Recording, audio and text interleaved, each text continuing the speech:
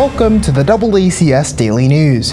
Attleboro Mayor Paul Heroux is planning to use a portion of about $10 million of financial aid from the federal government to help residents struggling to pay their rent or mortgages due to the COVID-19 pandemic.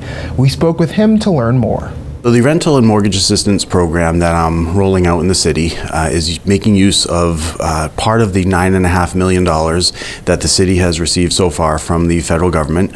And the money is eligible to be used on different things like water and wastewater upgrades, broadband, and this is another one. It's, to help out individuals and families who have fallen behind on their rent or their mortgage.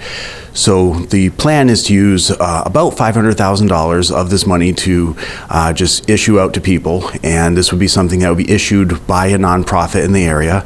The city's going to work with a nonprofit, and that nonprofit has been yet to be selected.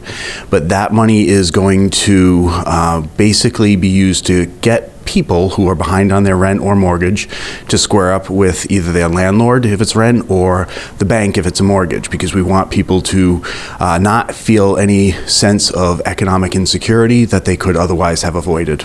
We hope to roll this out within the next several weeks. So the first thing we have to do is find out, what are the criteria going to be for issuing money, and how much is that going to be? Somebody might come to us with $3,000 worth of debts, and are we going to provide money for all of that or some of it? I'm not really sure. That's to be determined. We have to find out, how it's going to be administered. This is something that the, agency, the nonprofit, has experience with. The city doesn't have experience with that. So that's something I want to make sure I know about before we, give $500,000 to a nonprofit to issue this. We have to make sure that there's not going to be any fraud from either the renter, from a landlord, and I wouldn't expect it, but possibly from a bank either. We want to make sure that there's nobody trying to game the system or take advantage of the system and collect money that they were not actually owed. So there's a lot of things that we need to work out with this, but we do have some guidance from the U.S. Treasury's office on how this money needs to be handled and how it needs to be managed. Everything we do, we have to do in accordance with the U.S. Treasury guidelines. If we don't, the city's on the hook to pay back that money to the U.S. Treasury. But that's basically the idea, is we want to make sure that people are getting a little bit of financial assistance, and we're doing it in a prudent way following all of the U.S. Treasury guidelines. The need is great. I don't know if $500,000 is going to be enough or if it's going to be too much. I suspect it might not be enough. And when I did my initial press release, I had mentioned that it was going to be $500,000 just to start. So, I'll put up 500, but if we need more, we might allocate more. If we don't need more, then we'll be in a good place. But the idea is that we want to, put money out there that the federal government gave us to help people square up with their landlords or people square up with their banks. So far, the city is, up to about $9.5 million, what we're going to receive for the federal government. I think we've got about $4.5 million cash in hand right now in an account. None of this has been spent.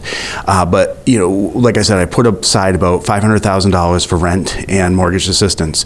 The other $9 million, I'm looking at doing water and wastewater upgrades, and it could be around $3 or $4 million so far.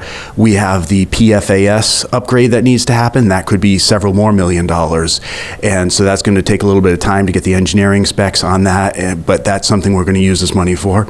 I'm also looking at doing HVAC upgrades in several of the city buildings, the fire department at Union Street and in South Attleboro, the police department, the Council on Aging, possibly the recreation center.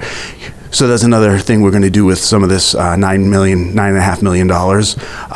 Also looking at doing a business program where businesses that lost revenues can also apply to the city to get some financial support. There's a lot of businesses that need money, and actually I reached out to the Chamber of Commerce, and Jack Lank at the Chamber of Commerce is going to be polling some of his members and even some of the non-members and seeing what type of financial assistance that do they need, how much did they lose in lost revenues. So those are some of the other things that we're looking at doing with that $9.5 million.